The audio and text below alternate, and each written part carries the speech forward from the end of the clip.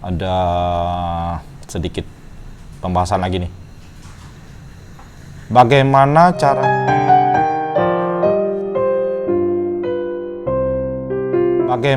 caranya mengolah modal usaha biar makin maju dan banyak pembeli.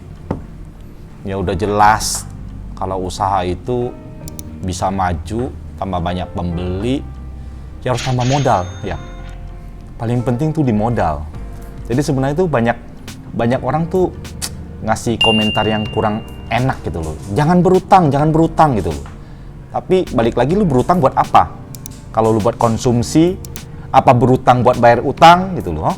Atau berutang buat beli barang-barang konsumtif, ya itu salah. Tapi kalau berutang buat usaha dengan perhitungan yang tepat gitu loh, dengan margin yang tepat yang udah diperhitungin, ya menurut gua sah-sah aja sih, nggak ada masalah gitu.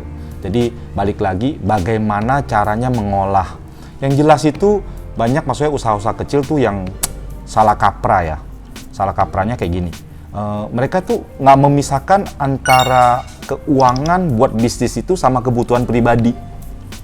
Jadi tuh kadang-kadang banyak tuh hasil keuntungan yang didapat dari usaha itu malah kepakai buat kepentingan pribadi. Otomatis modal usahanya makin lama makin berkurang atau enggak jalan di tempat. Terus bagaimana bisa berkembang gitu. Nah, di situ benar-benar butuh yang namanya konsisten, maksudnya tuh harus benar-benar punya tekad yang benar-benar bisa memisahkan hasil dari usaha itu sama di kebutuhan pribadi. Buat kita yang usaha itu, kita harus bisa hitung setiap hari itu kebutuhan pokok kita berapa. Nah, dari usaha ini dapat nggak gitu. Kalau dapat harus disisihin seperti apa, jangan sampai ganggu yang masuk modalnya gitu. Keuntungannya juga harus disisihin buat penambahan modal ke depan. Kalau emang dilihat usahanya itu berjalan, punya prospek, nggak usah takut buat meminjam modal.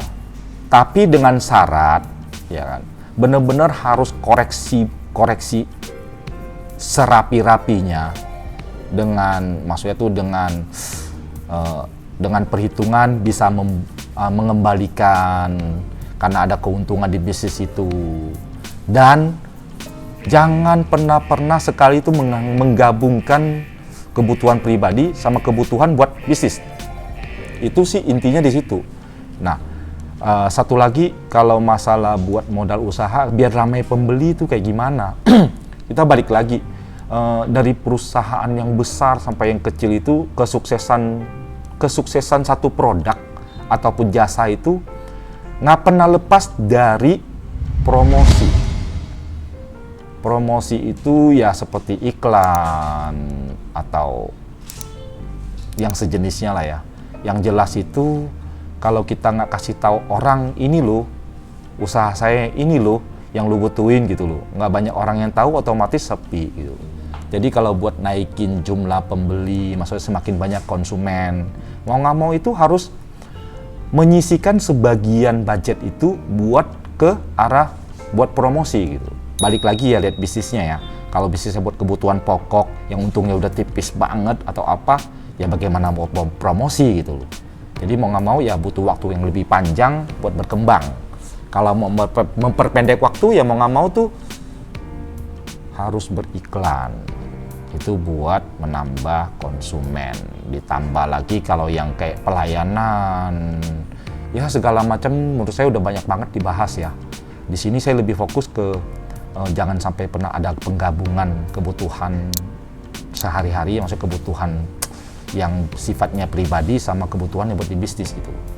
Dan benar-benar harus ada strategi. Kalau saya ambil contoh di percupangan nih ya, misalnya di percupangan saya ambil contoh. Dulu pertama kali mulai saya juga sepi banget gitu, nggak bisa jual ikan sama sekali gitu, dan menderita kerugian.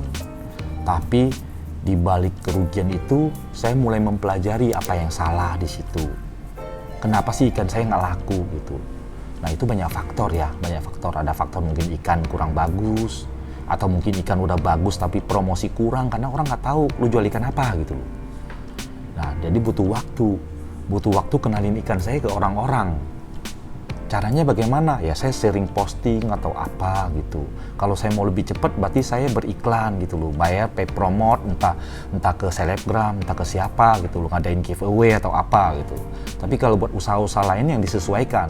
Di bisnis itu kan apa yang kita tawarin ke orang, manfaat apa sih orang harus beli dagangan kita atau ngambil jasa kita gitu. Jadi kalau misalnya kita tawarin cupang, mungkin kita ya mereka yang bergerak maksudnya mereka yang mencari ikan cupang itu kan kalau benar-benar penghobi itu mereka butuh kepuasan. Jadi otomatis kita harus tawarkan kepuasan kepada mereka seperti apa.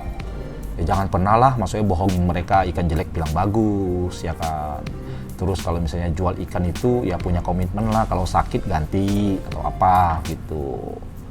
Terus ya kalau yang di komentar itu kan tentang jual pulsa ya. Kalau di pulsa itu konter pulsa kecil-kecilan menurut saya ya bisa diperbesar ya dengan modal gitu. Dengan banyakin mungkin ya sambil jual handphone, banyakin barang-barang second atau mungkin aksesoris. Ada lagi yang bisa kita lakukan kalau misalnya ada kekurangan di modal gitu. Sekarang itu kan banyak banget orang tuh bergerak tuh kayak menjadi reseller gitu loh, afiliasi barang-barang tertentu gitu loh. Jadi kemajuan teknologi di bidang digital itu harusnya kita pakai secara maksimal. Kita sambil jualan di counter handphone kecil-kecilan, di situ banyak waktu luang kan, belum banyak pembeli. Kita harus bisa gerakin secara online seperti apa gitu loh. Karena online itu nggak memandang lu punya toko kecil, gede atau seperti apa. Yang penting yang lu tampilkan di layar handphone itu seperti apa. Jadi benar-benar harus dimaksimalin. Kalau buat banyakin pembeli lu harus bergerak ke arah online, nggak bisa harapin cuman offline tok gitu loh. Saran saya kalau buat yang komen maksudnya itu bagaimana caranya itu buat biar ramai pembeli, buat usaha counter handphone, counter pulsa yang kecil-kecilan itu lebih banyak bergerak ke arah online aja gitu. Karena itu yang bikin kita menjadi tidak terbatas sih kalau di online. Kita bisa banyak hal lah ya, masing-masing punya bidang, tapi saran saya perbanyak di online gitu.